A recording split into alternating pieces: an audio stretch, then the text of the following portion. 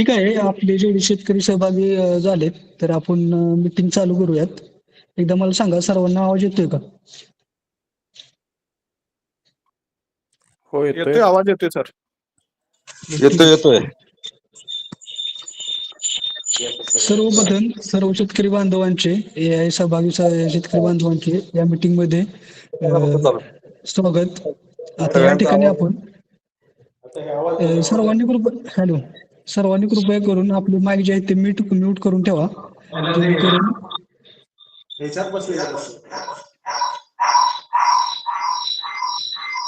Sudhir sir आपला mic mute करा please. Mic mute करून ठेवा सर्वांनी. ठीक आहे ओके. हे चित्र येते बघा.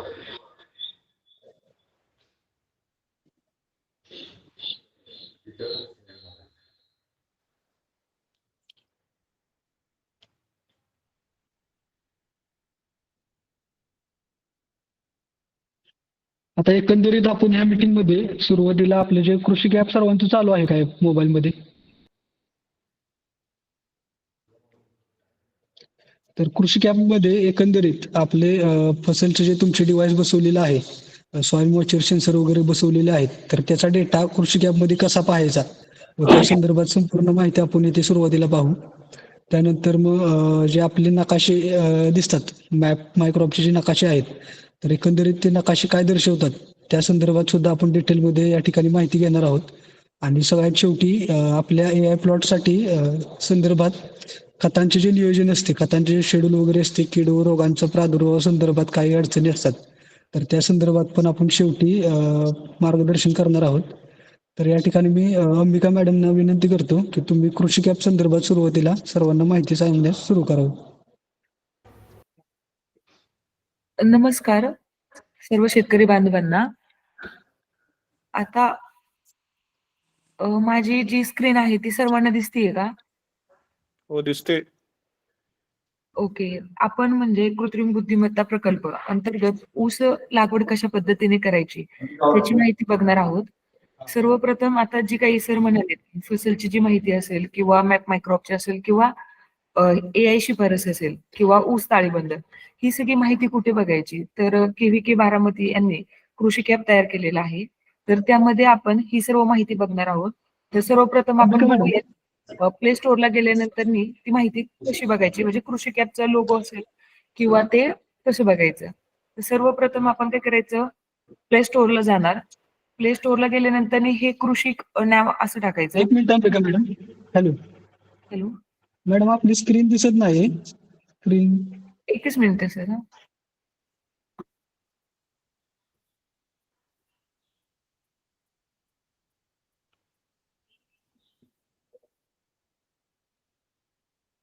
आता दिसतेय का सर स्क्रीन?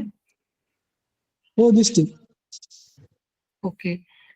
तर सर्वप्रथम आपण काय करायचं माहिती का, कृषी ॲप डाउनलोड करायचंय. तर त्याची प्रोसेस कशी असते, पहिल्यांदा आपण काय करणार, प्ले स्टोअरला जाणार.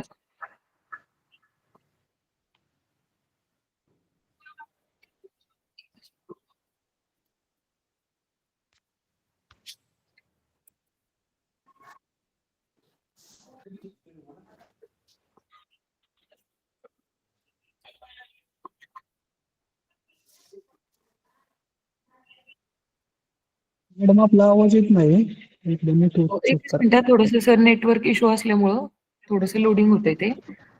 तर सर्वप्रथम आपण प्ले स्टोअरला जाणार. प्ले स्टोअरला गेल्यानंतर कृषी ॲप कसं डाउनलोड करायचं किंवा त्याचं पेज कसं दिसतं ते बघूयात. प्ले स्टोअरला गेल्यानंतर आपण इंग्लिशमध्ये असं स्पेलिंग लिहू शकतो किंवा मराठीमध्ये असा कृषी शब्द लिहायचा आणि कृषी ॲपचा लोगो आपला हा आहे, इथे दिसतोय तसा. त्याच्यानंतर नेक्स्ट आपल्याला विचारणार की इथे नंबर, इथे बघा इथं आपण 10 अंकी नंबर टाकायचा. नंबर टाकल्यानंतर आपल्याला एक OTP येतो 4 अंकी. OTP आल्यानंतर जे आपण कृत्रिम बुद्धिमत्ता प्रकल्प अंतर्गत जे काही शेतकरी रजिस्टर नंबरने लॉग इन करतात, तर त्यांना कृत्रिम बुद्धिमत्ता प्रकल्प अशी ही निळी पट्टी दिसली जाते.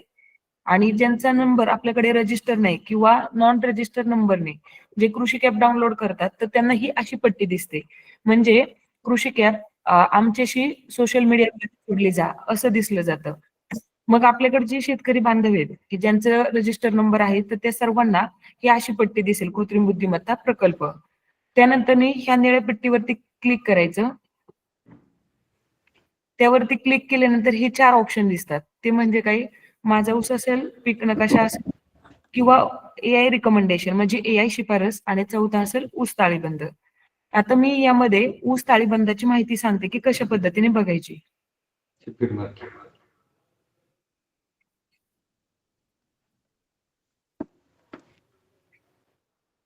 ऊस ताळेबंद म्हणजे काय असतं की आपण रोज काय करतो की आपल्या रानामध्ये जे जे ऑपरेशन होतात ते एक नोट लिहून ठेवतो किंवा एखाद्या डायरीत लिहून ठेवतो. मग काही वेळेला काय होतं, डायरी हरवते. मग नंतर आपल्याला कॅल्क्युलेशन करताना म्हणजे बाबा आपला खर्च किती झालाय आणि उत्पन्न किती झालंय हे थोडंसं म्हणजे त्याचं एक हे होत नाही. तर त्यासाठीच आपण ऊस ताळेबंद हे ऑप्शन तयार केलेलं आहे. तर त्यामध्ये काय होणार की इथं आपण ऑप्शन दिलेले आहेत. आता इथे बघा की PRN निवडा असं दिलेलं आहे. मग इथे फार्मरचा इथं PRN नंबर टाकायचा. तो PRN नंबर म्हणजे काय असतो की आमच्या सिस्टीमला तुम्हाला डाटा पाठवण्यासाठी तो एक कोड ठरवला गेलेला असतो. मग तो कोड इथं टाकायचा. त्यानंतर इथं दिलेला आहे प्रकार निवडा. म्हणजे मग आपण खर्च म्हणणार. त्यानंतर तुम्ही रानामध्ये कोणते ऑपरेशन केलेत आता इथं प्रकार निवडा. तर तुम्ही कुळवणी केली असेल, नांगरणी केली असेल किंवा फवारणी केली असेल ते तिथं लिहायचं. त्यानंतर इथं तारीख विचारली जाते. ती तारीख टाकायची आणि त्या ऑपरेशनसाठी आपला खर्च किती झालेला आहे म्हणजे 500 असेल, 1000 असेल ते इथं टिप्पणी करायची त्याची. आणि इथे तपशील म्हणजे त्याची डिटेल लिहायची इन शॉर्ट मध्ये लक्षात राहील असं. आणि जतन करा म्हणायचं. जतन केल्यानंतर इथं रिपोर्ट हा ऑप्शन दिसतो. त्यानंतर इथं त्या सगळं डिटेल माहिती इथं दिसते. म्हणजे इथं दिनांक असेल, खर्च प्रकार असेल, रक्कम असेल आणि तपशील असेल. आता ह्या तारखेला तुम्ही जर ऑपरेशन केलं तर कोणतं नांगरणी केली, खर्च किती झाला म्हणजे इन डिटेल डायरी म्हणतो ना तशा पद्धतीने इथे तुम्ही तुमचा खर्च सगळा लिहून ठेवू शकता. आणि शेवटी मग एक लक्षात येतं की बाबा आपलं खर्च आणि उत्पन्न एवढी निघालं. त्यासाठी हे ऊस ताळेबंद फायदेशीर असतं. तर प्रत्येक शेतकरी बांधवांनी जर याचा वापर केला तर एक शेवटी लक्षात येऊन जाईल की किती खर्च आणि किती उत्पन्न निघालेलं आहे. त्यानंतर हे मॅप मायक्रॉपचे जे प्रतिनिधी असतील अरुण सर ते पुढील तुम्हाला माहिती सांगतील मॅप संदर्भात. अरुण सर तुम्ही माहिती द्या. धन्यवाद सर. काय दाखवत नाही हे माईक म्यूट कसं.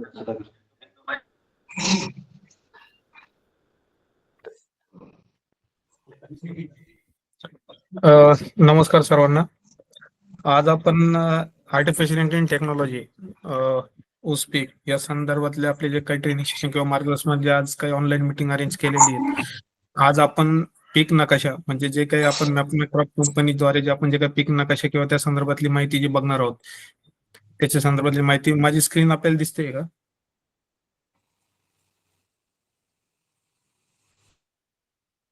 हो सर दिसते. स्क्रीन दिसते का? ओके. तर आता ज्यावेळेस आपण पीक नकाशा बघणार आहोत सर्वप्रथम आपल्याला कृषक ऍप मध्ये जायचं आहे. कृषक ऍप मध्ये आपण गेल्यानंतर शेतकऱ्यांना एक होम पेज दिसेल. त्या होम पेज मध्ये कृत्रिम बुद्धिमत्ता प्रकल्प ही माहिती आपल्याला तिथं पाहायला भेटेल. कृत्रिम बुद्धिमत्ता प्रकल्पावर जर क्लिक जर केलं तर तुम्हाला 4 ऑप्शन तिथं भेटतात. एक म्हणजे माझा ऊस, सेकंड पीक नकाशा, तिसरं एआय शिफारस आणि चौथी ऊस ताळेबंद. दिसत नाही. स्क्रीन दिसत नाहीये का? हो दिसते. दिसते. ठीक आहे. तर आता हे माझा ऊस, पीक नकाशा, एआय शिफारस आणि ऊस ताळेबंद. तर पीक नकाशा संदर्भातली माहिती बघण्यासाठी आपल्याला पीक नकाशावर जायचंय. त्याच्यानंतर परत 3 विंडो आपल्याला दिसतात. 1 मिनिट सर्वांनी काय करा, सगळं दोन्ही मारायला होता. माईक बंद करता का सर महेश सर? ओके. तर आपल्याला आता हे 3 ऑप्शन दिसत आहेत. प्लॉट नोंदणी, प्लॉट मोजणी आणि पीक नकाशा. परत आपल्याला पीक नकाशावर क्लिक करायचंय. पीक नकाशा क्लिक केल्यानंतर शेतकऱ्यांना त्यांच्या प्लॉटच्या संदर्भातली माहिती आपल्याला दिसेल. आता ही माहिती घेत असताना आपण सॅटेलाइट इमेजरी म्हणजे उपग्रह प्रतिमा याद्वारे आपण आपल्या पिकाचे क्रॉप मॉनिटरिंग म्हणजे पिकाचे निरीक्षण आपण तिथं करत असतो. ज्याच्यामध्ये पिकाची वाढ, पिकाची आरोग्य, त्याच्यानंतर कीड आणि रोग, त्याचबरोबर ते पाण्याचे आपण जे काही इरिगेशन देतोय ते पाण्याच्या संदर्भातली माहिती या पीक नकाशामध्ये आपल्याला बघायची आहे. आता हे पीक नकाशा बघत असताना आपण जर आता जर खाली जर बघितलं तर S1, S6, S3, S5, S2 असं दिसत आहेत आणि त्याच्या खाली क्लाउड कव्हर आणि क्लाउड कव्हरच्या खाली आपल्याला एक तारीख दिसत आहे जसं की 8 डिसेंबर 2025 ज्याच्या समोर लिहिलेलं आहे S5. आता ह्या S5 ला आपण जर स्क्रोल जर केलं, आता आपल्याला यात जे पीक नकाशे बघायचे आहेत ते बघायचे आहेत S1 आणि S6 मध्ये. सर्व शेतकऱ्यांनी एक पॉइंट नोट करून घ्या. आपल्याला जे काही पीक नकाशे बघायचे आहेत ते S1 आणि S6 मध्ये बघायचे आहेत. आता S1 मध्ये आपल्याला जी माहिती ती भेटती उपग्रह प्रतिमेच्या संदर्भात, म्हणजे मागील 5 दिवसाची उपग्रह प्रतिमेची सरासरी माहिती ही S1 मध्ये पाहायला भेटतात. प्रत्येक 5 दिवसानंतर S1 हा पीक नकाशे जे आहेत S1 मधले ते अपडेट होत असतात. त्याचबरोबर S6 मध्ये आपल्याला प्रत्येक 24 तासाची उपग्रह प्रतिमेची माहिती पाहायला भेटतात S6 मध्ये. तर आता सर्वप्रथम आपण S1 विषयी जाणून घेऊया. जसं शेतकऱ्यांनी आपल्याला S1 चा पीक नकाशा आला, जसं की इथं बघू शकता 4 डिसेंबर 2025 ला S1 चा पीक नकाशा आहे. जर आपण त्याच्यावर क्लिक केल्यानंतर तिथं काळा बॉक्स होतो, दिसतंय सर्वांना? तिथं काळा बॉक्स होतोय. तो काळा बॉक्स झाल्यानंतर 4 डिसेंबरचा S1 चा पीक नकाशा आपल्याला तिथं अपडेट झालेला दिसल. आता हा पीक नकाशा बघा तुम्हाला वेगवेगळ्या कलर मध्ये दिसत आहेत. हिरवा कलर दिसतोय, त्याच्यानंतर फिक्कट हिरवा कलर दिसतोय, पिवळा कलर दिसतोय. आता ह्या रंगाची ओळख कशा स्वरूपाची आहेत? आपण ज्यावेळेस उपग्रह प्रतिमेची माहिती बघतो तर त्याच्यामध्ये 4 प्रमुख रंग असतात. याच्यामध्ये सगळ्यात पहिला जो असतो तो असतो हिरवा, दुसरा पिवळा, तिसरा नारंगी, चौथा लाल. आता हिरवा कलर काय सांगतोय की त्या पिकाची आरोग्य, त्या पिकाची वाढ ही उत्तमरित्या आहे. आता S1 मध्ये सर्वप्रथम आपण जे आता वरती बघतोय ना NDVI, आपण जर वरती बघितलं तर NDVI आहे आणि हा NDVI चा पहिला पीक नकाशा आहे. म्हणजे याच्यामध्ये आपण जे S1 मध्ये पीक नकाशे बघणार आहोत ते बघणार आहोत 4 पीक नकाशे. पहिला जो आहे तो NDVI, हा NDVI चा पीक नकाशा. दुसरा EVI जो की एनहान्स व्हेजिटेशन इंडेक्स. तिसरा जो आहे ते वॉटर वॉच मॅप, जे की पाण्याच्या संदर्भातला किंवा पाण्याचा वेध नकाशा. आणि चौथा जो पीक नकाशा आहे तो पीक ताण नकाशा किंवा क्रॉप स्ट्रेस मॅप. त्यातला हा पहिला NDVI, normalise different vegetation index, जो की आपल्याला पिकाची वाढ, पिकाच्या आरोग्य संदर्भातली माहिती आपल्याला इथं दिसतात.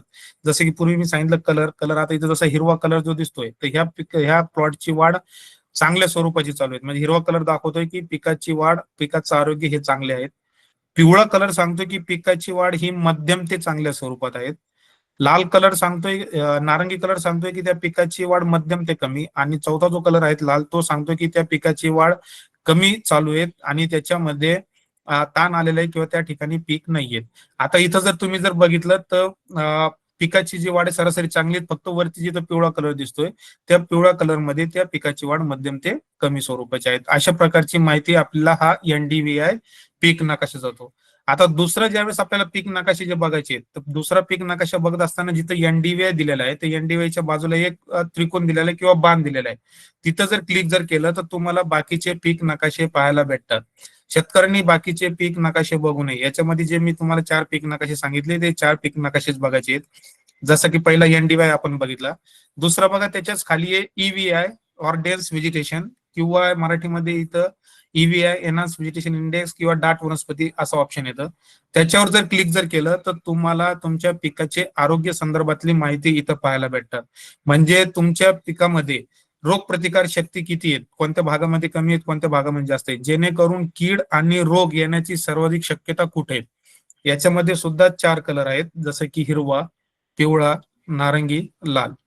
हिरवा कलर सांगतोय की त्या पिकाची रोग प्रतिकार शक्ती चांगल्या स्वरूपात आहे. जसं की तुम्ही जर आता जर जिथं हिरवा कलर दिसतोय तिथं रोग प्रतिकार शक्ती ह्या पिकाची चांगली आहे. त्याच्यानंतर जिथं नारंगी आणि लाल कलर जे दिसत आहेत तिथं रोग प्रतिकार शक्ती कमी आहेत. आणि जिथं लाल कलर आहे तिथं कीड आणि रोग असण्याची शक्यता आहे.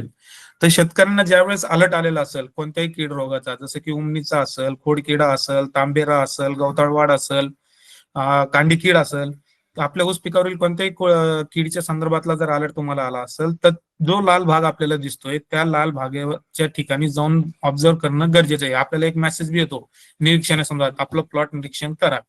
जर त्या भागावर जर तुम्ही जर गेले तर तुम्हाला कीड आणि रोग प्रादुर्भाव भेटला तर त्या संदर्भातली शिफारशीची माहिती म्हणजे तुम्हाला जे काही कीड रोग आहे त्या कंट्रोल करण्यासंदर्भातली माहिती तुम्हाला AI शिफारस मध्ये आलेली असतात. तांबेरा रोगासाठी तुम्ही कोणतं केमिकल वापरायचं, खोडकिड्यासाठी कोणतं वापरायचं, हुमणीसाठी कोणतं वापरायचं, तर त्या ठिकाणी तुम्ही भागात फवारणी करणं गरजेचं आहे. आता इथं जर बघितलं तर जवळपास 40% पेक्षा प्लॉट हा आपला जिथं रोग प्रतिकार शक्ती कमी दिसतोय, तर मग आपल्याला तिथं फवारणी सगळ्या ठिकाणी करणं गरजेचं आहे. पण जर अर्धा प्लॉट जर आपल्याला तिथं जर रोग प्रतिकार शक्ती कमी दिसत असेल, म्हणजे लाल कलर किंवा नारंगी कलर दिसत असेल, तर त्या भागामध्ये प्राथमिक फवारणी करणं गरजेचं आहे. तर अशा प्रकारची माहिती आपल्याला एनहान्स व्हेजिटेशन इंडेक्स EVI हा पीक नकाशा आपल्याला सांगतो. त्याच्यानंतर तिसरा जो पीक नकाशा जो आहे तो आहे water watch map. Water watch map म्हणजे मराठीमध्ये त्याला आपण पाण्याचा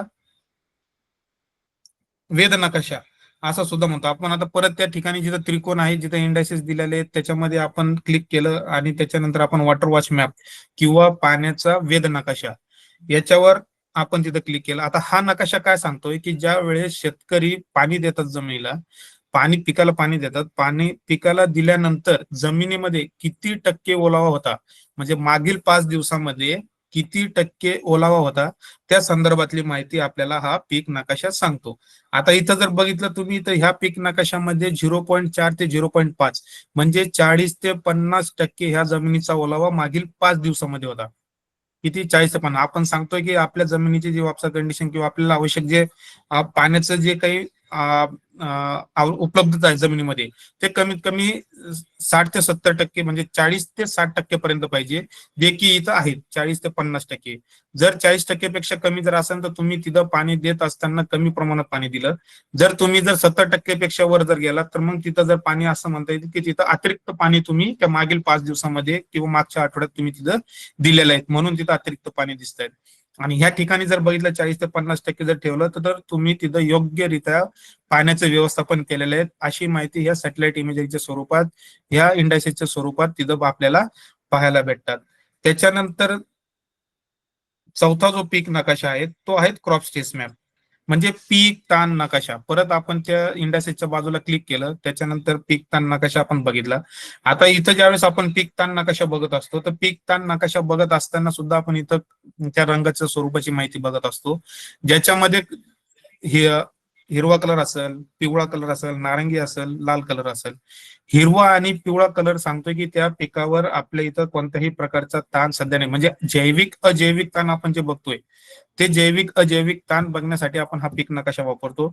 जर नारंगी कलर किंवा लाल कलर जर आपल्याला हा पीक ताण दिसत असेल तर मग याच्यावर जैविक अजैविक ताण आलेला आहे अशी माहिती आपल्याला या पीक नकाशामधून पाहायला भेटतात, म्हणजे जो काही आपण अतिरिक्त ताण आपण बघतो त्या संदर्भात.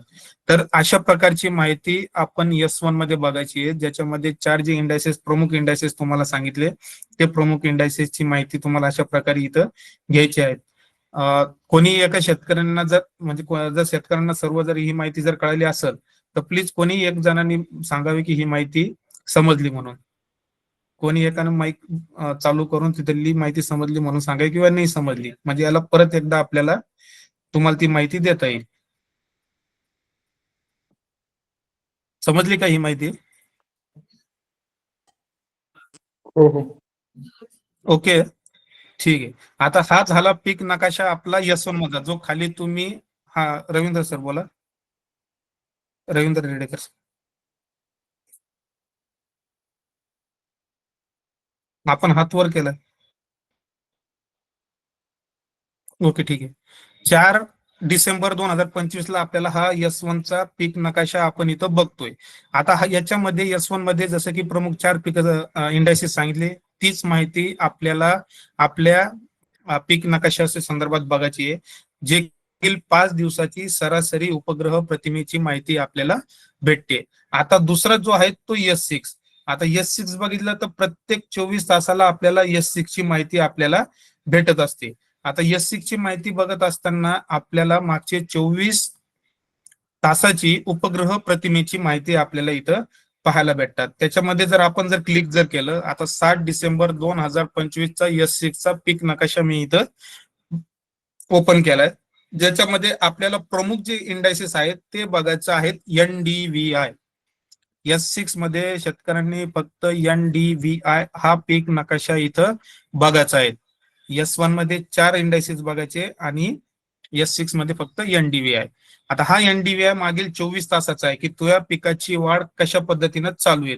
जसं की इथं जर बघितलं तर या पिकाची वाढ म्हणजे जिथं पूर्ण हिरवा दिसतोय म्हणजे मागील 24 तासात पिकाची वाढ एकदम चांगल्यारीत्या आपली चालू आहे अशा प्रकारची माहिती आपण इथं बघत आहोत. तर अशा प्रकारे आपण S1 आणि S6 या पीक नकाशा संदर्भातली माहिती आपण बघायची आहे. सचिन सर यांनी हात वर केलाय. काही प्रश्न सर? सचिन सर आपलं माईक ऑन करा. सर कसं आहे, आता तुम्ही हे सांगितलं की नाही, मग आता ऍप मध्ये आम्ही जाऊन हे केलं की ते पुढे जातच नाही अजून तुमचा ऍप. पुढे जात नाहीये म्हणजे मला एक कळालं नाही. आता सर, पीक माहिती नकाशावरती आम्ही सापडली नाही म्हणते. माझा ऊस पीक माहिती म्हणून केलं की नाही, तुम्ही ऍप डाउनलोड करायला सांगितलं, त्याच्यावरती ते गोल गोल गोल फिरतच बसते, पुढे जातच नाही. पुढे जातच नाहीये. होय. नाही, हे पीक नकाशा संदर्भात माझा ऊस नाही, नाही. पीक नकाशा आता मी काय केलं तुम्हाला सांगतो. मी पीक नकाशा म्हणून मी आमच्या प्लॉटवर जाऊन मी चारी बाजून फिरलो. हा, त्यावेळी काय केलं, क्षेत्र जास्त आहे म्हणून ते सेव्ह झालं नाही. परत माझं एका ह्याच्यावर माझे 2 प्लॉट आता दिसतात तिथं. नोंदणीला 2 प्लॉट दिसतात. आपला प्लॉट काय नावाने आहे? सचिन सूर्यवंशी या नावानंच आहे. आणि काय झालंय, तुमच्याकडून रजिस्टर करताना चुकीचा झालाय. तो तुम्ही रजिस्टर केलाय तो विहिरीच्या वरती केलाय. माझा ऊस तिथं नाही आहे, त्याच्या खाली ऊस आहे. आता सर जशी KML फाईल आपल्याला भेटलेली आहे, हा. त्या KML फाईलच्या नुसार आपण ते तुमचा प्लॉट तिथं ड्रॉ केलेला आहे. त्याच्यामुळे तुम्हाला जो प्लॉट नाही नाही, दिसतोय KML फाईल जर काही त्यानंतर तुम्हाला पाठवले पण ते झालेलं नाही तिथं. नाही, ते तुम्ही आपल्या CDOशी बोलून केन डेव्हलपमेंट ऑफिसरशी बोलून ते पाठवलेले आहेत का? नाही, पाठवले त्याने पाठवलं तर त्याने मी एकदा पाठवले पण चेक. तुमच्याकडून झालेलं नाही. ठीक आहे, मी चेक करतो. काही जर प्रॉब्लेम जर असला तर मी तुमच्याशी संपर्क साधून ते तुमचा प्लॉट व्हेरीफाय करून घेतो. ठीक. हे नाही, मला काय तुमच्या प्लॉटच्या संदर्भात मला फक्त एवढं विचारायचं आहे की जे पीक नकाशे मी आता सांगितले ते तुम्हाला समजलेत का? ते समजले. हा, ओके. ते प्लॉटच्या संदर्भात असेल हे त्याच्याविषयी आपण नंतर डिस्कस करूया. त्याच्यानंतर आता जसं की आपण बघितलं S1 S6, मी असं समजतो सगळ्यांना या पीक नकाशा संदर्भात माहिती घेतली. आपण जर खाली जर गेलं तर तुम्हाला पीक नकाशाच्या संदर्भातली माहिती म्हणजे आपला जो चार्ट आहे ते आपल्याला तिथं भेटतो. त्यात तुमचं नाव दिसतंय, त्यानंतर तुमची एक AI फार्म रेटिंग दिसते.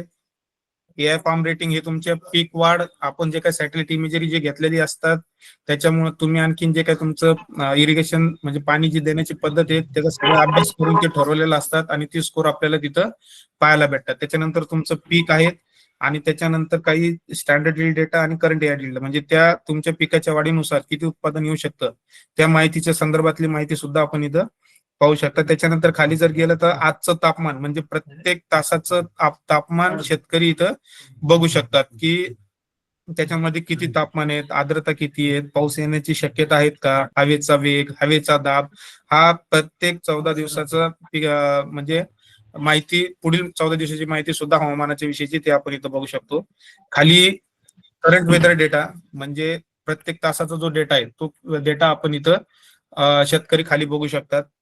तर अशा प्रकारे इथपर्यंत आपण ही माहिती आपण बघायची आहे. पण मुख्यतः शेतकऱ्यांनी काळजी घ्यायचं आहे की आपण जे पीक नकाशे बघतो ते पीक नकाशे बघत असताना S1 किंवा S6 जोपर्यंत त्या तारखेवर क्लिक करत नाही तोपर्यंत त्या तारखेचा पीक नकाशा ओपन होत नाही. ज्यावेळेस तुम्ही त्या तारखेला क्लिक केलं की त्या तारखेला एक डेटला तिथं ब्लॉक काळा कलर बॉक्स मध्ये येतो.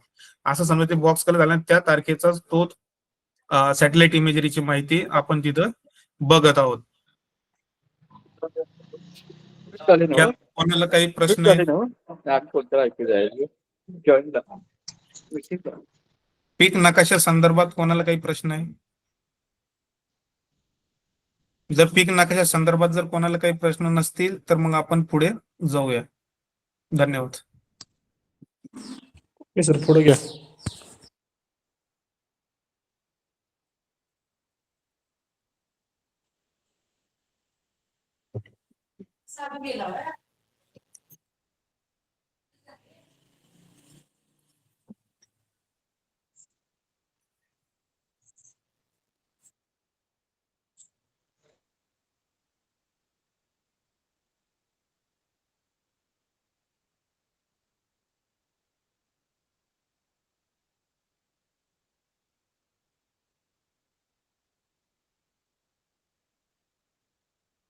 हॅलो, नमस्कार सर्वांना. माझा आवाज येतोय का?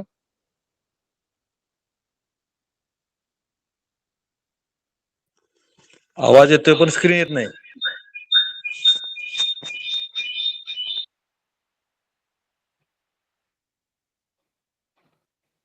ठीक आहे. आता दिसते स्क्रीन तुम्हाला माझी? हा दिसते. नमस्कार सर्वांना. माझं नाव अविनाश पांगारकर. मी फसल कंपनी प्रतिनिधी आहे. जे काही आपल्याकडे डिव्हाइस इन्स्टॉलेशन झालेले आहे शेतामध्ये, तर त्याच्या संदर्भामध्ये डेटा कसा पाहायचा किंवा त्याची माहिती कशी बघायची, या संदर्भामध्ये आपण पूर्ण माहिती इथे बघूयात. तर सर्वप्रथम आपण कृषक ॲप ओपन केल्यानंतर आपल्याला जी काही एआय कृत्रिम बुद्धिमत्ता प्रकल्प अशी ही पट्टी दिसते.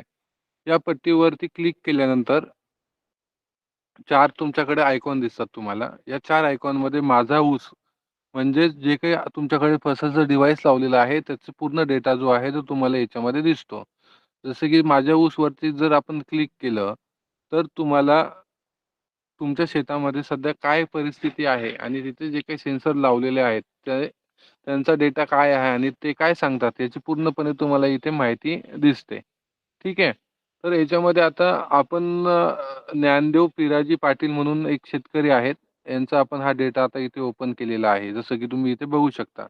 आता इथे तुम्हाला याच्यावरती तुम्हाला नाव दिसतंय, की ज्ञानदेव पिराजी पाटील हे फार्मरचं नाव आहे आणि जवळ कुठला हब कनेक्टेड आहे, म्हणजे त्याला कुठलं वेदर स्टेशन कनेक्टेड आहे, हे तिथे नाव दिसतं हबचं, की हा तिथला कनेक्टेड आहे. त्यानंतर इथे तुम्हाला डिव्हाइसचा लोगो दिसतो, की तुमच्याकडे हे डिव्हाइस लावलेलं आहे म्हणून. त्यानंतर जर तुम्हाला इथे रेंज नेटवर्क दिसत असेल, तर त्या नेटवर्कमध्ये तुम्हाला कळतं, की या डिव्हाइसला एवढे नेटवर्क आहे आणि त्याप्रमाणे ते डिव्हाइस कार्य करतं. त्यानंतर लास्ट सिंक्रोनायझेशन हे म्हणजेच काय, की शेवटचा डेटा त्यानं कधी घेतलाय, हे तुम्हाला इथे लक्षात येतं. जसं की 9 डिसेंबर 2025 11 वाजून 1 मिनिटाचा डेटा इथे आलेला आहे. म्हणजे हा खाली जो डेटा दिसतो आहे तुम्हाला आणि सॉइल टेम्परेचर आहे 19 डिग्री सेल्सिअस. हा जो आहे तो 11 वाजून 1 मिनिटाचा डेटा आलेला असेल. ठीक आहे. तर याप्रमाणे पुढच्या 1 तासाचा अजून डेटा तुम्हाला 12 वाजून 1 वाजता मिळेल. 12 वाजून 1 मिनिटांनी मिळेल. म्हणजे प्रत्येक 1 तासाचा डेटा जो आहे तो तुम्हाला इथे बघायला भेटतो. त्याचप्रमाणे इथे बॅटरी पर्सेंटेज दिलेला आहे, की तुमच्या डिव्हाइसची बॅटरी पर्सेंटेज किती आहे आणि ही बॅटरी ऑटोमॅटिकली चार्ज होते. जे काही आपण सोलार पॅनल त्याला लावलेलं आहे त्याप्रमाणे चार्ज होत राहते. त्यामुळे इथे तुम्हाला हे बॅटरी पर्सेंटेज दाखवलं जातं, की बॅटरी किती आहे डिव्हाइसला. ठीक आहे. तर एकच मिनिटं. जर ह्या गोष्टी तुम्हाला इंग्लिशमध्ये दिसतात, जर आपण मराठीत पाहिजे असेल, तर आपण इथे जाऊन एडिट प्रोफाइल्समध्ये जाऊन आपलं इथे लँग्वेजचं ऑप्शन आहे मराठी.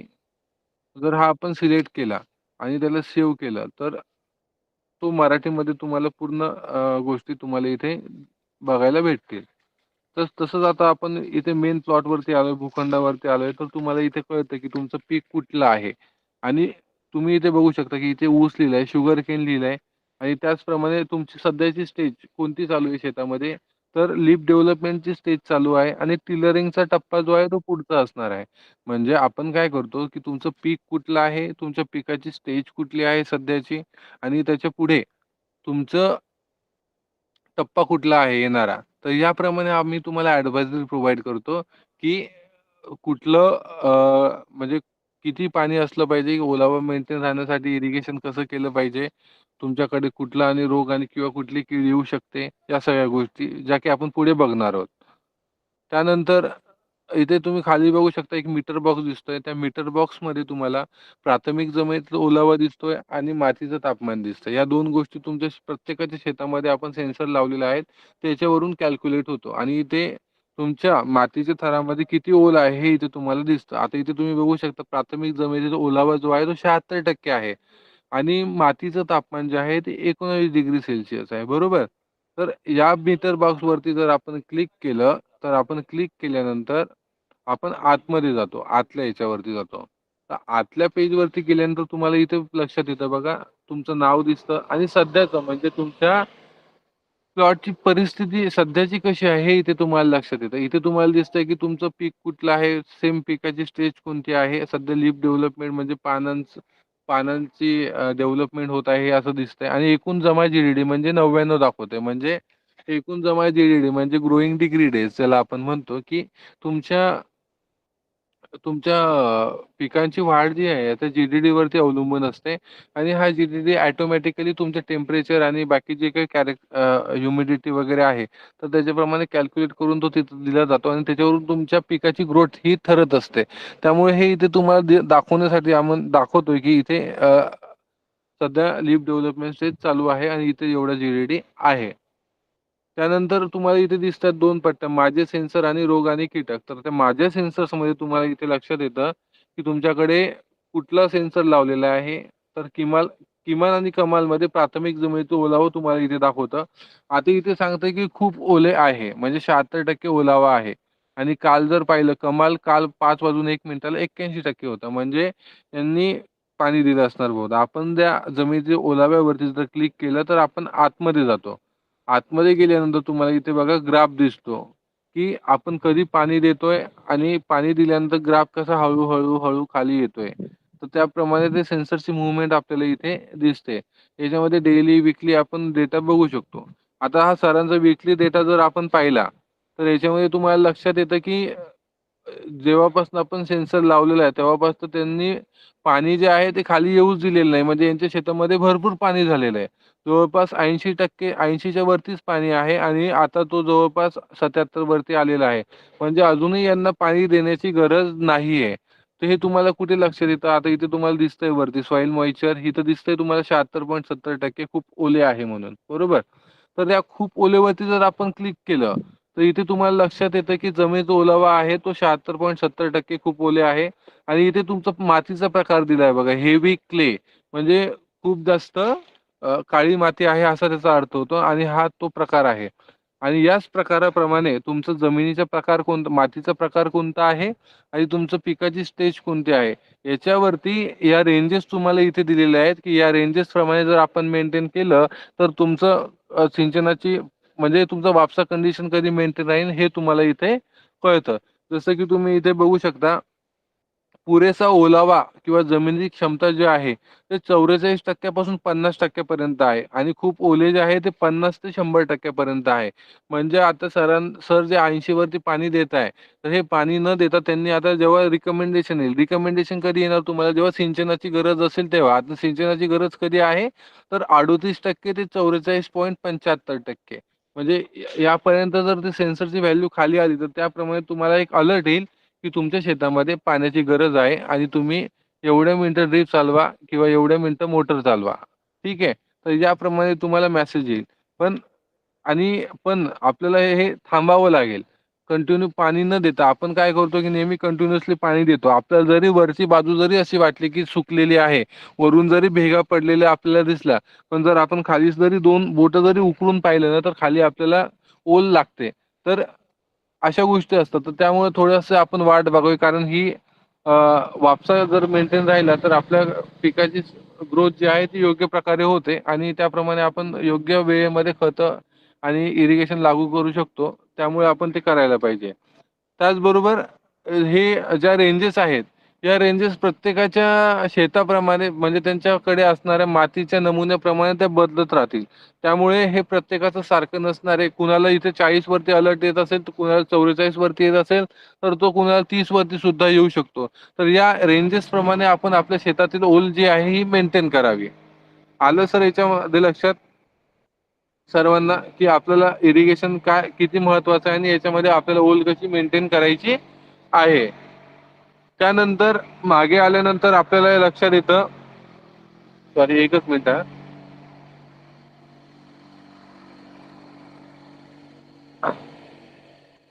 खाली मातीचं तापमान आहे कमाल आणि किमान मध्ये तुम्ही इथं बघू शकता मातीचं तापमान किती आहे. त्यानंतर तुमच्या जे सेन्सर ज्या वेदर स्टेशनला कनेक्टेड आहे इथे तुम्हाला इथे दिसतं की तुमचं तापमान तुमच्या एरियामध्ये तापमान किती आहे कमाल आणि किमान मध्ये, आर्द्रता किती आहे, त्यानंतर पानांचा ओलावा किती आहे, पानावरती ओल म्हणजे दवबिंदू किती राहतात सकाळी सकाळी हे तुम्हाला इथे लक्षात येतं. पाऊस किती पडतोय तुमच्या क्षेत्रामध्ये हे तुम्हाला लक्षात येतं की मागच्या 7 दिवसामध्ये मागच्या 24 तासामध्ये पाऊस किती पडला तर हे तुम्हाला इथे लक्षात येतं. जर तुम्हाला हे माहिती नाही, इथे तुम्हाला खाली अधिक जाणून घ्या म्हणून प्रत्येक पॅरामीटरच्या खाली दिलेलं आहे, अधिक जाणून घ्या. अधिक जाणून घ्या मध्ये गेले की तुम्हाला याच्यामध्ये लक्षात येतं की हे नेमकं काय आहे आणि याची माहिती तुम्ही इथे मराठीमध्ये सुद्धा वाचू शकता. आणि त्याचप्रमाणे जर व्हिडिओवरती क्लिक केलं तर तुम्ही व्हिडिओ बघून त्याची अतिरिक्त माहिती, अधिक माहिती तुम्ही घेऊ शकता, जेणेकरून तुमच्या मनामध्ये ज्या काही अडचणी आहेत किंवा ज्या काही शंका आहेत त्या क्लिअर होतील. तर त्याप्रमाणे तुम्ही याचा अभ्यास पण करू शकता. त्यानंतर व्हीपीडी आहे, व्हेपर प्रेशर डेफिसिट. आता व्हीपीडी जो आहे यांचा जवळपास 3 आहे. आता दाखवतोय इथे 2.8 आहे, 3 आहे.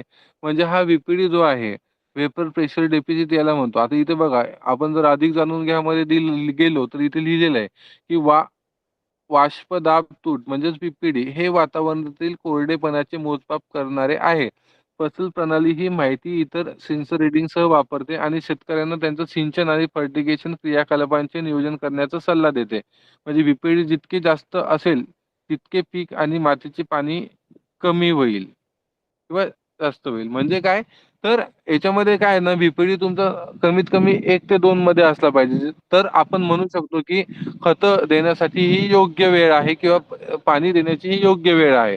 आता इथे 3 दाखवतंय, त्यामुळे आता आपण खतं वगैरे द्यायची असेल तर आपण देऊ शकणार नाही. कारण जर तुम्ही पाहिलं तर सरांच्या शेतामध्ये ओलावा किती सांगतोय, 76% सांगतोय, म्हणजे खूप जास्त ओला आहे. आणि त्याप्रमाणे व्हीपीडीचा आकडा पण जो आहे तो जास्त आहे, 3 वरती आहे. त्यामुळे आपण तिथे सध्या खतं देऊ शकत नाही किंवा इरिगेशन करू शकत नाही. याचा त्याचा अर्थ होतो. त्यानंतर पीक बाष्पीभवनाचा रेट आहे की पुढच्या 7 दिवसांचं पिकाचं बाष्पीभवन किती होऊ शकतं, हा रेट कॅल्क्युलेट करून तुम्हाला दिला जातो. त्यानंतर सनशाईन हवर्समध्ये तुम्हाला सौरप्रकाश चमक आणि सौरप्रखरता म्हणजे तुमच्या शेतामध्ये ऊन किती पडतंय आणि त्याच्या उन्हाची तीव्रता किती आहे, हे तुम्हाला इथे लक्षात येतं. त्यानंतर इथे तुम्ही बघू शकता वाऱ्याची गती आहे आणि वाऱ्याची दिशा आहे. तर किती किलोमीटर वेगाने वारं वाहत आहे आणि किती कुठल्या दिशेने हे वारं वाहत आहे, हे इथे तुम्हाला लक्षात येतं. याबद्दल पूर्ण जो काही अंदाज आहे तो तुम्हाला इथे खाली दिलेला असतो की फवारणीच्या परिस्थितीबद्दल सल्ला. जर तुम्हाला तुमच्या शेतामध्ये फवारणी करायची असेल तर ती फवारणी घेण्यासाठी योग्य वेळ आहे किंवा नाही, याचा अचूक सल्ला तुम्हाला इथे दिलेला असतो. ज्याच्यामध्ये तुमचं पर्जन्यमाप असेल, म्हणजे पावसाची शक्यता आहे का, किंवा वाऱ्याची गती असेल, किंवा डेल्टा टी आपण जो एक फॅक्टर गृहीत धरतो, ज्याला आपण म्हणतो की टेम्परेचर आणि ह्युमिडिटीचा कोइफिशियंट काढून आपण डेल्टा टी जो दाखवला जातो, तो जर योग्य असेल किंवा नसेल तर याच्यावरून तुम्हाला फवारणी करायची आहे किंवा नाही हे इथे तुम्हाला कळतं. जर हिरव्या कलरमध्ये असेल तर तुम्ही फवारणी करू शकता, सावधगिरीने फवारणी करा असं जेव्हा म्हणतं, जेव्हा तुमचा जो कलर जो आहे तो पिवळ्या कलरमध्ये असतो. आणि लाल कलरमध्ये जर तुम्हाला सांगितलं तर डायरेक्ट सांगतं की आता फवारणीसाठी योग्य वेळ नाही. आणि याप्रमाणे जर फवारणी करायची असेल तर तुम्ही या फवारणीची परिस्थितीबद्दल सल्ला आपण घेऊ शकतो. हे डिपेंड्स करतं की तुमचं वातावरण कसं आहे, तुमचं मायक्रो क्लायमॅटिक कंडिशन कसं आहे आणि याच्यावरनं तुमचं सर्व काही गोष्टी चेंज होत राहतात. आणि हे तुम्ही जर अजून 4 तासांनी जर उघडून पाहिलं तर हे चेंज सुद्धा होऊ शकतं. तर हे डिपेंड्स करतं तुमच्या वातावरणावरती. त्यानंतर आपण जर वरती आलो परत, आता इथे रोग आणि कीटक दिलेले आहे बघा. तर या रोग आणि कीड आता इथे लिहिलंय बघा, दैनंदिन जोखीम नमुने दर्शवित आहेत. फवारणीपूर्वी सूचनेची प्रतीक्षा करा. म्हणजे तुमच्या शेतामध्ये कुठला रोग किंवा कुठली कीड येणार आहे किंवा नाही याचे एक मीटर्स तुम्हाला इथे दाखवतात. आता हे सर्व मीटर जे आहेत तुम्हाला इथे हिरव्या याच्यामध्ये दिसतात, म्हणजे तुमच्याकडे हा रोग येण्याची शक्यता नाहीच आहे किंवा जोखीम नाहीच आहे. तर हे तुम्हाला इथे दर्शवलं जातं जोखीम आहे किंवा नाही, आणि त्याप्रमाणे आपण निर्णय घेऊ शकतो. आता ब्राऊन रस्ट असेल, रोग असेल, पोकाभुंगा असेल, क्रॅसिस शूट असेल, तर आता सध्या कमी जोखीम आहे. तसंच खाली कीटक म्हणून पण दिलेलं आहे. जर कीटक येण्याची जोखीम असेल तर ते जोखीम तुम्हाला इथे दिसतं की कमी जोखीम आहे किंवा नाही. जर हाच काटा जर लाल मध्ये गेला, इकडे उजव्या साईडला फिरलेला असेल तर तिथे लिहून येतं की जास्त जोखीम आहे. आणि त्याप्रमाणे तुम्हाला मग रोग आणि किडीचे अलर्ट जे आहे ते तुम्हाला याच्यामध्ये येऊन जातात. क्रियामध्ये हे मी तुम्हाला पुढे सांगतोच. तर याप्रमाणे तुम्ही इथे बघू शकतात की तुम्हाला जोखीम आहे किंवा नाही आहे. त्यानंतर वरती जर पाहिलं सध्याच्या नंतर, आपण आता सध्याच्या मध्ये होतो, आपण सध्याच्या नंतर बाजूला आहे अंदाज. या अंदाजावरती जर आपण क्लिक केलं तर तुम्हाला पुढच्या 24 तासाचा अंदाज तुम्हाला इथे कळतो की 24 तासामध्ये तापमान किती असेल, आर्द्रता किती असेल, पावसाची संभाव्यता आहे का, ढगाळ वातावरण आहे का, वाऱ्याची गती किती वेगानं वाहणार आहे आणि कुठल्या दिशेनं वाहणार आहे. त्याचबरोबर 14 दिवसांचा अंदाज सुद्धा इथे आपण प्रोव्हाइड करतो. याच्यामध्ये आज, उद्या, परवा आणि त्यानंतर तारीख येते, की पुढच्या 14 दिवसांचं वातावरण कसं राहील आणि यामध्ये सरासरी तापमान, आर्द्रता, पावसाची संभाव्यता आणि वाऱ्याची गती हे तुम्हाला इथे लक्षात येतं. म्हणजे जर तुम्हाला फवारणी करायची असेल किंवा इतर गोष्टी काही करायच्या असेल किंवा पुढच्या 15 दिवसामध्ये काही मॅनेजमेंट करायचं असेल, तर त्यासाठी तुम्हाला ह्या अंदाजाचा उपयोग होतो. म्हणजे वातावरणाचा अंदाज घेऊन तुम्ही त्याप्रमाणे त्या अनुषंगाने तुम्ही पुढील क्रिया करू शकतात व मॅनेजमेंट करू शकता पुढच्या 15 दिवसांचं. त्यानंतर आपण जर मागे आलो, भूखंडावरती परत आलो मेन. हे जे दिसतंय तुम्हाला इथे भूखंड लिहून आहे, म्हणजे तुमचा प्लॉट आहे. तर या क्रियावरती इथे तुम्हाला दिसतं क्रिया. क्रिया म्हणजे काय, की तुम्हाला शेतामध्ये काय-काय करायचं आहे. तुमचं झाडं लावण्यापासून तर ते शेवटपर्यंत हार्वेस्टिंग पर्यंत. या सर्व क्रिया ज्या आहेत ते याच्यामध्ये येतात. जर या क्रियावरती जर आपण क्लिक केलं, तर इथे तुम्ही बघू शकता, की यांची लागण तारीख जी आहे ती सुरू केली आहे 7 नोव्हेंबर 2025 आणि झाडे लावण्याची तारीख सुद्धा तीच आहे. म्हणजे तेव्हापासून यांना क्रिया येतात याच्यामध्ये, की तुम्हाला नेमकं याच्यामध्ये काय करायचं आहे. जसं की सपोज आता तुमच्याकडे पावसाची शक्यता असेल, तर पावसाची शक्यता असेल तर ते सेम असा मेसेज तुम्हाला येतो, की पावसाची शक्यता आहे आणि पावसाची शक्यता असेल तर किती वाजून किती मिनिटापर्यंत पाऊस पडण्याची शक्यता आहे आणि किती मिलीमीटर पाऊस पडण्याची शक्यता आहे. ह्या गोष्टी तुम्हाला इथे लक्षात येतात. जसं की इथे तुम्ही बघू शकता 4 तारखेला यांना मेसेज आलेला आहे, पावसाची शक्यता आहे म्हणून. ठीक आहे. किंवा 5 तारखेला यांना मेसेज आलेला आहे बघा, पावसाची शक्यता आहे. पण मग पाऊस पडून गेल्यानंतर सुद्धा इथे यांना मेसेज आलाय, की एवढा पाऊस पडलेला आहे. जसं की मागील 24 तासात 4.50 मिलीमीटर पावसाची नोंद झालेली आहे. म्हणजे जेणेकरून तुम्हाला लक्षात येतं, की पुढच्या क्रिया ज्या काही आहेत किंवा शेतामध्ये काय करायचं असेल ते खराब इतर झालेले झाडांचे भाग काढून टाका. या माहिती स्वरूपात तुम्हाला इथे मेसेज दिल्या जातात. त्यानंतर याच्यामध्ये परत अशा गोष्टी येतात, की तुमच्याकडे रोग आणि कुठली कीड येणार असेल, तर याच्यामध्ये सेम मेसेज तुम्हाला येतो, की हा रोग किंवा ही कीड येण्याची शक्यता आहे आणि त्याप्रमाणे तुम्ही इथे फवारणी करायला पाहिजे. आता हे डिव्हाइस आपण आत्ताच लावलेलं आहे. जवळपास एक 10 दिवसाच्या खाली लावलेलं आहे. त्यामुळे सध्या अजून तरी काही इथे मेसेजेस वगैरे आलेले नाहीयेत. पण त्याप्रमाणे तुम्हाला इथे मेसेज येतात सगळे. रोग आणि किडीचे अलर्ट्स असतील, तर हे तुम्हाला क्रियामध्येच येणार. त्यानंतर पाणी द्यायचं असेल, इरिगेशन अलर्ट असतील, हे सुद्धा तुम्हाला याच्यामध्येच येणार आणि त्यानंतर अजून एक आहे, जर तुम्हाला म्हणजे पावसाचे अलर्ट जे आहेत, ते सुद्धा तुम्हाला याच्यामध्ये येतात. म्हणजे सगळ्या गोष्टी तुम्ही याच्यामध्ये बघू शकता. भूखंडामध्ये जाऊन क्रियामध्ये. त्याचप्रमाणे इथे ट्रेंड्स आहे बघा. ट्रेंड्समध्ये गेल्यानंतर तुमचा प्लॉट इथे तुम्हाला दिसतो. ॲक्टिव्ह आहे की निष्क्रिय आहे म्हणून. हा सध्या तुमचा ॲक्टिव्ह प्लॉट आहे इथे तुम्हाला दिसतं. त्यानंतर अलर्ट्स आहे, की अलर्ट्समध्ये गेल्यानंतर इथे तुम्हाला सगळ्या गोष्टी दिसतात. आता सध्या यांना कोणता अलर्ट्स आलेला नाही त्यामुळे इथे दिसत नाही. पण तुमच्याकडे रोग, कीड येणार असेल किंवा पाण्याचे अलर्ट्स असतील, तर या सर्व गोष्टी तुम्हाला याच्यामध्ये संक्षिप्त रूपामध्ये येतात आणि हेच मेसेजेस जे आहेत ते पूर्ण इन डिटेल्स माहिती या तुम्हाला क्रियामध्ये तुम्हाला याच्यामध्ये बघायला भेटतात. ठीक आहे. तर ही सर्व माहिती आहे. तर याच्यामध्ये आपण काय करू शकतो, की तुम्हाला व्यवस्थितरित्या पाण्याचं नियोजन करू शकतो. पाण्याचं नियोजन आपण केलं पाहिजे. इरिगेशन रिकमेंडेशन आपण करतो याच्यामध्ये. वापसा कंडिशन आपण मेंटेन ठेवायला पाहिजे. सर्वात महत्त्वाची गोष्ट वापसा कंडिशन मेंटेन ठेवणं, इरिगेशन रिकमेंडेशन म्हणजे पाण्याचं व्यवस्थापन करणं सर्वात महत्त्वाचं. दुसरी गोष्ट आहे रोग आणि किडीचे अलर्ट जे आहे ते तुम्हाला 8 दिवस आधीच येतात. म्हणजे जे काही तुमच्याकडे रोग आणि कीड येणार, तर याला प्रिव्हेंटिव्ह स्प्रे तुम्ही याच्यावरनं घेऊ शकता. जेणेकरून पुढचा येणारा नुकसान जे आहे ते थोडं याच्यामध्ये टळून जातं. आणि त्यानंतर तिसरी गोष्ट आहे हवामानाचे अंदाज आणि त्याप्रमाणे आपण मग पुढच्या 15 दिवसाचं नियोजन जे काही करायचं असेल शेतामध्ये त्याप्रमाणे आपण करू शकतो. आता याच्यामध्ये जर फसल संदर्भामध्ये जर तुम्हाला काही समस्या असतील किंवा काही प्रॉब्लेम असेल, तर तुम्हाला इथे इथे तुम्ही बघू शकता, की वरती मदत म्हणून दिलेलं आहे.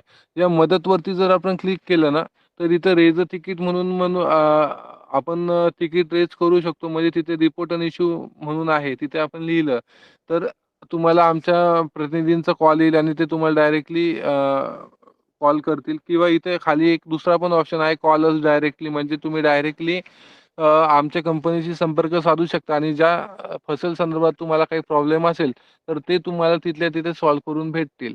तर या अनुषंगाने तुम्हाला या हेल्पमध्ये या गोष्टी सुद्धा उपलब्ध आहेत आणि त्याचा तुम्ही उपयोग करावा. पण सर्वात पहिली महत्वाची गोष्ट आहे की हे ऍप जे आहे आपण हे नेहमी उघडून बघितलं पाहिजे. त्याच्यामध्ये आकडे काय सांगता आहेत, आकडे काय सांगता आहे, त्यानंतर ग्राफ काय दाखवत आहे, याप्रमाणे सर्व नियोजन वगैरे सगळं व्यवस्थित पाहिलं पाहिजे. अधिक जाणून घ्यामध्ये गेल्यानंतर तुमच्या मीटर्स काय सांगतात आणि सगळ्या गोष्टी आहेत, तर त्या सर्व गोष्टींची आपण माहिती घेतली पाहिजे. तर ह्या सर्व गोष्टी आपण व्यवस्थितरित्या फॉलो केल्या पाहिजे. अजून जर कुणाला याच्यामध्ये काही शंका असतील तर ते तुम्ही मला विचारू शकता. नाहीतर मग आपण पुढे जाऊ शकतो.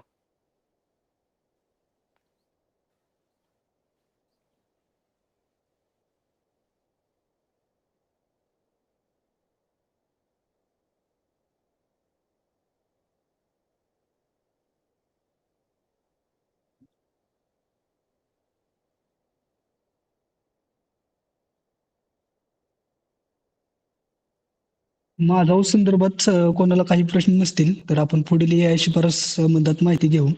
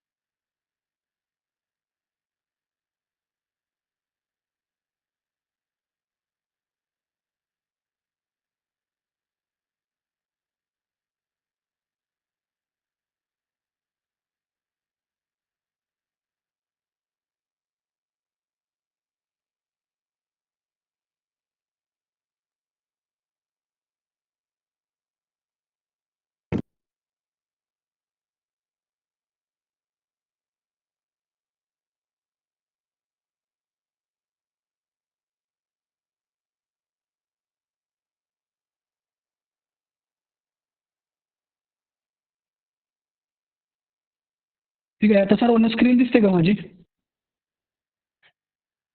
हा दिसते की. आता सुरुवातीला आपण कृषी कॅपची माहिती घेतली. त्यानंतर मॅप माय क्रॉप संदर्भात नकाशे कसे पाहायचे त्याची माहिती घेतली. त्यानंतर माझा हाऊसमध्ये फसलचे जे डिव्हाइस बसवलेले आहे तर त्याची डिटेलमध्ये माहिती घेतली. आता सर्वात महत्त्वाचं म्हणजे आपल्या ज्या AI प्लॉटसाठी खतांच्या ज्या शिफारशी असणार आहेत किंवा मग कीड व रोगाचे अलर्ट आले तर त्यांना काय कोणती फवारणी वगैरे घ्यायची तर त्या संदर्भात मी इथे 1-2 मिनिटात माहिती चालू करतो.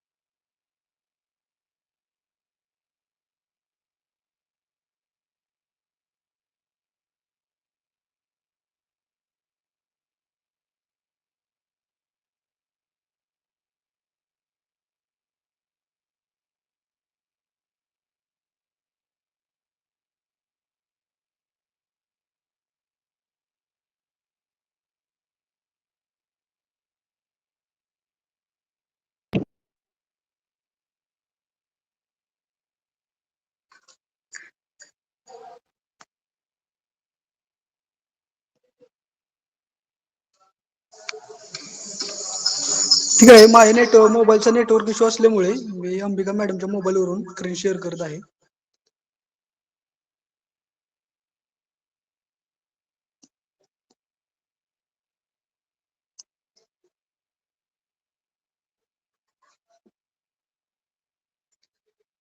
आता या ठिकाणी आपण कृषी कॅपमध्ये आतमध्ये गेल्यानंतर सुरुवातीला AI कृत्रिम बुद्धिमत्ता प्रकल्प जे दिसत आहे त्यावरती क्लिक केलं असता तिसरा जो पॉइंट आहे त्यामध्ये AI ची परस, तर त्यामध्ये जाऊन आता या ठिकाणी आपल्याला AI प्लॉट संदर्भात जे काही खतांचे नियोजन वगैरे असणार आहे तर ते आपल्याला इथून भेटणार आहे. आता इथं जर सुरुवातीला पाहिलं तर सचिन सूर्यवंशी सरांचं हे जे लॉगिन आहे त्यांना आपण 4 डिसेंबरला तर खत व्यवस्थापन मार्गदर्शनचं नियोजन दिलेलं आहे. आता ते आपण क्लिक करून ती PDF जी असते तर ती डाउनलोड करावी लागते. आता या ठिकाणी ऑलरेडी PDF डाउनलोड होती.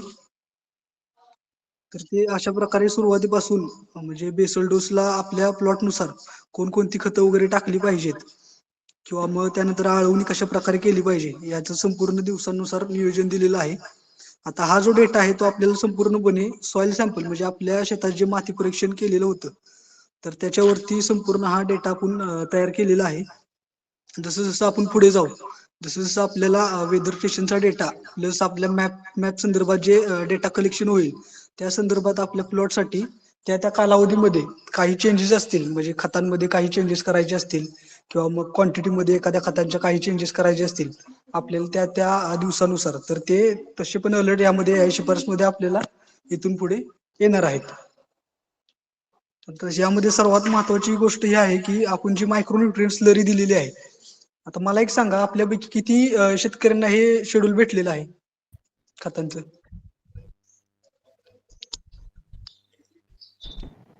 तर शेड्यूल भेटलेलं आहे पण हे बाकी सगळे मिळत नाही ना इकडे आमच्या इकडे. खतं अवेलेबल होत नाहीत का? ऑर्गॅनिक कार्बन वगैरे तो मिळत नाही आहे. ठीक आहे सर, आपण कारखान्यात जे अधिकारी आहेत तर त्या तुमच्या कारखाना कार्यक्षेत्रावरतीच सर्व खते जी मिळत नाहीत तर त्यांचा साठा वगैरे करता येईल का? तर तसं कारखान्याच्या संबंधित अधिकाऱ्यांशी बोलून तसं ग्रुपवरती माहिती देऊयात आपण. आता ही जर PDF आपण ओपन केली तर त्यामध्ये सगळ्यात शेवटी जी आहे तर मायक्रोन्यूट्रिएंट स्लरी. आता ती स्लरी कशा पद्धतीने तयार करायची आहे तर त्या संदर्भात एक थोडीशी माहिती सांगतो. सुरुवातीला आपल्याला काय करायचं आहे तर 2 वेगवेगळ्या प्रकारचे वेगळे टँक घ्यायचे आहेत म्हणजे 2 बॅलर साधारण 200 लिटरचे घ्यायचे आहेत. आता प्रथम जो बॅलर असणार आहे आपला तर त्यामध्ये 4 प्रकारची जी खतं आहेत तर ती मिक्स करणार आहोत आपण. सुरुवातीला जे आहे ते झिंक सल्फेट 25 किलो आहे, कॉपर सल्फेट असेल तर ते 1 किलो आहे, मॅग्नीज सल्फेट आहे तर ते 5 किलो आहे, मॅग्नेशियम सल्फेट आहे ते 50 किलो आहे. म्हणजे हे सेपरेट एका बॅलरमध्ये मिक्स करायचे आहेत आपल्याला आणि साधारण दुसऱ्या बॅलरमध्ये आपल्याला 150 लिटर पाण्यामध्ये फेरस सल्फेट असेल, अमिनो ऍसिड किंवा ऑर्गॅनिक कार्बन वगैरे असतील तर ते दुसऱ्या बॅलरमध्ये मिक्स करायचे आणि एकदा हे मिक्स केले आणि मिक्स करताना अशी काळजी घ्यायची आहे की सर्व खते ही एकदमच बॅलरमध्ये न टाकता सुरुवातीला आपण एक 10 लिटरची बादली घेऊन 10 किंवा मग आपल्याकडे मोठा जर बॅलर वगैरे 50 लिटरचा अवेलेबल होत असेल तर त्या बॅलरमध्ये सुरुवातीला म्हणजे जी खतं टाकायची आहेत वेगवेगळी टाकून त्यामध्ये पाणी टाकून नंतर मग ते एकंदरीत सेपरेट ही खतं आहेत ती मिक्स करायची आहेत. कोणत्याही प्रकारचे एकत्र एकदम त्या बॅलरमध्ये टाकायची नाहीत. तर ही जी स्लरी तयार झाल्यानंतर साधारण 7 ते 8 दिवस यासाठी लागतात तयार होण्यासाठी. या दरम्यान आपल्याला ही जी स्लरी आहे तर ती सावलीच्या ठिकाणी ज्या ठिकाणी म्हणजे काडी कचरा वगैरे पडणार नाही अशी काळजी घ्यायची आहे आणि दिवसातून किमान एकदा तर ती ढवळायची आहे म्हणजे काठीच्या वगैरे साहाय्याने ती स्लरी ढवळणं गरजेचं आहे. त्याने आपली जी खतं आहेत तर ती एकत्रित मिश्रित होणार आहेत आणि त्याचा आपल्याला फायदा होणार आहे. आणि त्यानंतर ही जी खतं जी स्लरी वगैरे तयार झाली. आवाज येतोय ना माझा सर्वांना? येतोय. ही जी स्लरी तयार झाल्यानंतर आपल्याला वरील शेड्यूल नुसार आता एक उदाहरण आपण पाहू. साधारण रोप लागवडीनंतर 70व्या दिवशी आपल्याला 77व्या दिवशी मायक्रोन्यूट्रिएंट स्लरीचं ऍप्लिकेशन दिलेलं आहे. मग त्यानुसार मायक्रोन्यूट्रिएंट स्लरी म्हणजे टँक ए म्हणजे बॅलर ए मधून 15 लिटर घ्यायची आहे आणि बॅलर बी मधून 20 लिटर अशा प्रकारे एकत्रित करून नंतर 100 ते 150 लिटर पाण्यामध्ये टाकून आपल्याला ती ठिबकद्वारे ड्रिपद्वारे सोडायची आहे. आता ही मायक्रोन्यूट्रिएंट स्लरी करणं सर्वांसाठी महत्वाचं आहे कारण ही जी खतं आहेत तर आपला ऑलरेडी जे pH आहे साधारण अल्कलाईन होत चाललेलं आहे. आपले जे सॉइल सॅम्पल जे काही जणांचे म्हणजे हे गेलेले आहेत, तर त्यांचं असं दिसून आलेलं आहे की आपला जो पीएच आहे तो अल्कलाईन च्या प्रमाणात चाललेला आहे. तर त्यासाठी ही जी खतं आहेत सल्फेट फॉर्म मध्ये आपण टाकत आहोत, म्हणजे ही कोणत्याही प्रकारची आपण वरून टाकणार नाही. म्हणजे वरून जर टाकली तर त्यांचं फिक्स होण्याचं म्हणजे ते मातीच्या कणांवर किंवा मग एकमेकांच्या अन्नद्रव्यांना ती चिटकून बसण्याचं म्हणजे धोका जास्त असतो. तर तो धोका टाळण्यासाठी आपण ही अशा प्रकारे स्लरीच्या माध्यमातून दिली तर त्याचं 100% चांगले आपल्याला रिझल्ट दिसून येणार आहेत. आता साधारण कोणाचे सर्वांनी माती परीक्षणासाठी माती दिलेली आहे का आपल्यापैकी, जेवढे काही शेतकरी आहेत त्यांनी? अजून काही जणांची द्यायची आहे. हा सर, मग लवकरात लवकर ती माती दिली तर आपल्याला तसं त्या शेतकऱ्यांचं पुढील जे खतांचं जे नियोजन आहे तर ते करता येईल. त्यामुळे लवकरात लवकर जर शक्य झालं तर सर एक अनेक शंका आहे माती हा परीक्षणची, हा की माझे जे आहे ते 5 पट्टे आहेत हा आणि त्या उतार असे खाली खाली सकल सकल असे होत आलेले आहेत. हो हो. मग त्यांचं माती परीक्षण मी नमुना कसा घ्यायचा त्यातला? हे साधारण म्हणजे उतार आहे आपल्या जमिनीला आणि हा 5 वेगवेगळ्या पाच पट्ट्या आहेत. हा, पण एके ठिकाणीच आहेत, पण पट्ट्या पट्ट्या पट्ट्या केलेल्या आहेत. बरोबर. सर्व म्हणजे सगळ्या 5 प्रकारचे वेगवेगळी माती आहे का एकसारखीच माती आहे ती? जरा साधारण न कळत फरक आहे. न कळत फरक आहे. हा. टोटल आपले 5 पट्टे किती एकरचे आहेत संपूर्ण? 70 गुंठ आहे. 70 गुंठ आहे. हा तर आपल्याला काय करावे लागेल, प्रत्येक तुकड्यातलं सुरुवातीला सेपरेट म्हणजे माती कलेक्ट करावी लागेल हा आणि त्यानंतर ती एकत्र करून म्हणजे हा सर्व जो आपल्याला बाग एकत्रित करता येईल आणि हा तशा हा आपल्याला माती परीक्षणला देता येईल.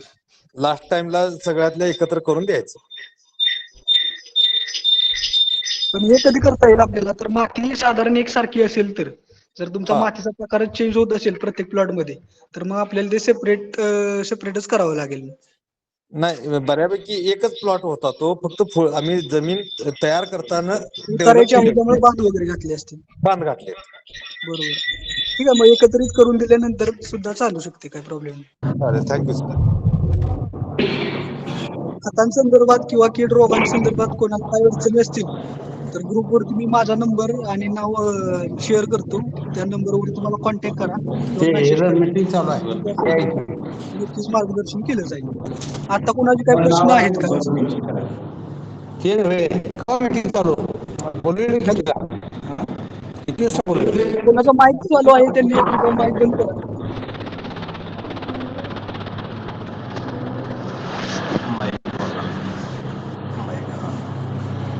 हॅलो. हा, तर काही म्हणजे या संदर्भात खतांसंदर्भात काही प्रश्न जर असतील तर इथे विचारू शकता किंवा मग माझा कॉन्टॅक्ट नंबर शेअर करतो. वैयक्तिक मेसेज किंवा कॉल सुद्धा करू शकता.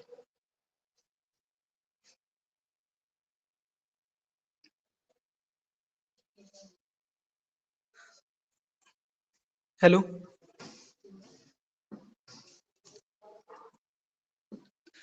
तसेच सर्व शेतकरी बांधवांना विनंती आहे की आपले ज्या शेतकऱ्यांचे कृषी कॅप डाउनलोड करायचे राहिलेले आहे तर ते प्रथमतः सर्वांनी करून घेतले पाहिजेत. कारण की जर आपलं कृषी कॅप चालू नसेल तर जी टेक्नॉलॉजीचा फायदा आहे आपल्याला, मुळातच टेक्नॉलॉजी काय आहे, कशा प्रकारे आहे, तर तेच आपल्याला जाणून घेता येणार नाही. तर सर्वप्रथम सुरुवातीला सर्वांनी काळजीपूर्वक कृषी कॅप डाउनलोड करून घ्यावे.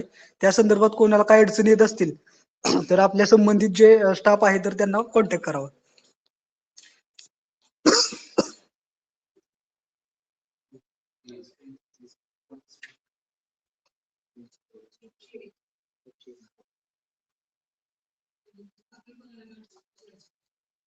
जर यामध्ये कोणाला काय अडचण नसेल, कोणाला काय अडचण आहे का? नाही. ठीक आहे, एकंदरीत या ठिकाणी आपण यामध्ये कृषी कॅपचा वापर सर त्या सर संदर्भात. हा, बोला बोला. यामध्ये आता तुम्ही सांगितलं त्यात काय अडचण नाही, पण यात आता एक 15-20 जण सहभागी झालेले दिसत आहेत. तर ते ऍप कसं वापरायचं वगैरे या संदर्भात जे मगाचपासून सांगितलं ना, त्याचे जर व्हिडिओ जर ग्रुपवर टाकले तर जरा बरं होईल. म्हणजे बाकीच्यांना पण ते ऍप वापरणं वगैरे सोयीस्कर होईल. मीटिंग मध्ये तर 10-15 जणच दिसत आहेत आपल्यात. हो सर, पर्टिक्युलर आपण त्या टॉपिकचे व्हिडिओ बनवलेले आहेत. प्लस हा, आता जे ते जर ते आपले ग्रुपवर टाकले तर जरा बरं होईल. हो सर. आणि आता जी मीटिंग आहे आपली लाईव्ह, तर ती रेकॉर्डेड फॉर्म मध्ये आपण ग्रुपवरती पण शेअर करणार आहोत, येस येस जेणेकरून जे येस. शेतकरी यामध्ये सहभागी नाहीत या मीटिंग मध्ये, तर त्यांना ते पाहून पाहता येईल. हो बरोबर आहे, बरोबर आहे. ओके.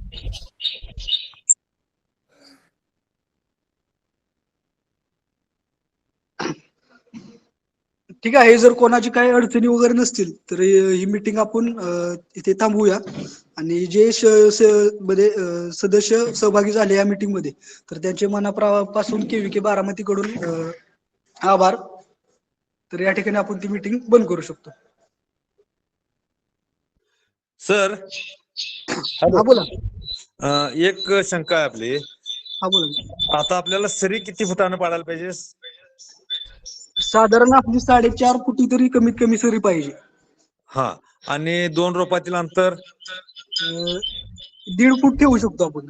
1.5 फूट. 4.5 बाय 1.5. हो 4.5 बाय 1.5 कमीत कमी ठेवायलाच पाहिजे. हो हो. बरं ठीक आहे. ओके. हॅलो. हा बोला साहेब. हॅलो. सर काय झालंय, आमच्याकडे हुनीचा प्रादुर्भाव जास्त आहे. हा. मग समजा आता रोग आणि कीडची माहिती जी सांगणार आहे, ती हुनी लागल्यानंतर त्यावेळी ती हुनीच कीड आहे म्हणून सांगणार काय, म्हणजे पिकाची ग्रोथ वाढ थांबले हे असं सांगणार आपल्याला? आता सॅटेलाइट द्वारे आपल्याला काय होतं? हॅलो. हॅलो, हा येतो का बोला आवाज? की. हा आता येतो. सॅटेलाइट द्वारे आपण काय करत असतो, तर आपल्या शेतामध्ये त्या भागामध्ये कोणत्या ठिकाणी कीड व रोगाचा प्रादुर्भाव झालेला असेल, किंवा मग त्यासाठी नाही आपलं जे पीक आहे तर ते मोर सेन्सिटिव्ह आहे, तर तसे आपल्याला तिथे रेड झोन दाखवत असतो. आपण त्यासाठी आपल्याला जिथे रेड भाग दाखवतोय त्या ठिकाणी आपण टॅहळणी करून कोणती कीड किंवा रोग आढळला तर तसं आपण इकडे फोटो पाठवून त्यावर मार्गदर्शन केलं जातं. आता हुमणीसाठी जर पाहिलं गेलं तर सुरुवातीलाच आपल्याला आता लागणी आपल्या कारखान्याच्या जवळपास आता होत चाललेले आहेत. मग सुरुवातीला आपण एक असं रिकमेंडेशन म्हणजे मार्गदर्शन असं करणार आहोत की मॅट्रायझम सारखी जे जैविक जे नियंत्रण आहे तर त्याचं आपण सुरुवातीला मार्गदर्शन करणार आहोत, जेणेकरून पुढे जाऊन हुमणीचा प्रादुर्भाव होऊ नये किंवा झाला तर कमीत कमी प्रमाणात व्हावा. तर त्यासाठी आपण जैविक पद्धतीने सुरुवातीला मार्गदर्शन करणार आहोत. त्या प्रकारच्या आपल्याला AI शिफारस कृषी कॅप मधील AI शिफारस मध्ये तसे अलर्ट वगैरे येऊन जातील. ओके ठीक आहे. म्हणजे आधीच तुम्ही हे करणार, म्हणजे लागायच्या आधीच हे करायचं. हो, प्रतिबंधात्मक उपाय आपण जास्त करून करणार आहोत. ओके ठीक आहे.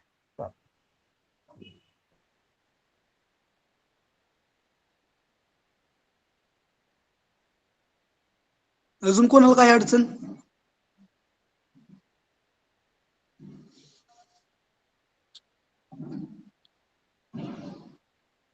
ठीक आहे, मग आपण मीटिंग बंद थांबवू इथे.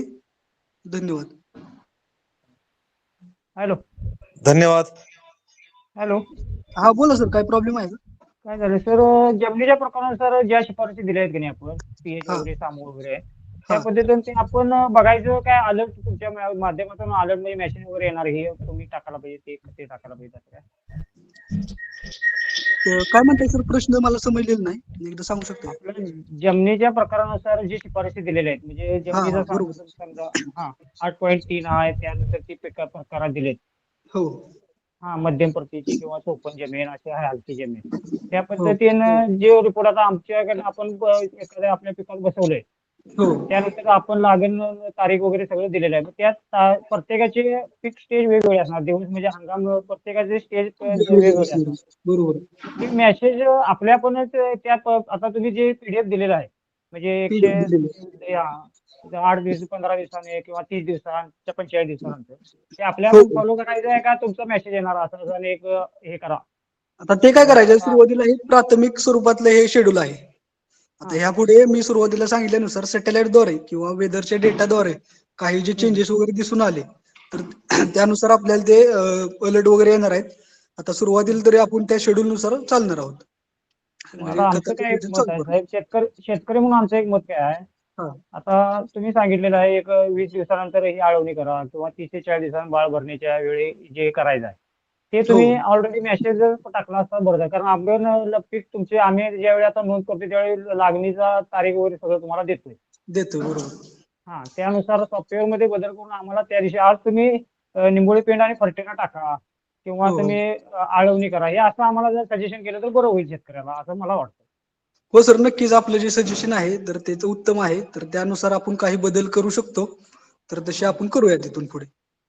हा, मग तेच कारण कसं होतंय तुमचे आता स्लरी सोडायचे टँक 1 आणि बी ते 17व्या हो. दिवशी सोडायचे आहेत. मग तसं हो. त्या दिवशी ते प्रत्येक पिकाच्या दिवसानुसार प्रत्येक शेतकऱ्याला वेगवेगळ्या तारखेनुसार त्याला मेसेज गेला म्हणजे बरं पडेल असं आम्हाला हो. वाटतं. जरासं हो सर, त्याला नक्कीच. द्यायचं चालेल. ठीक. ओके.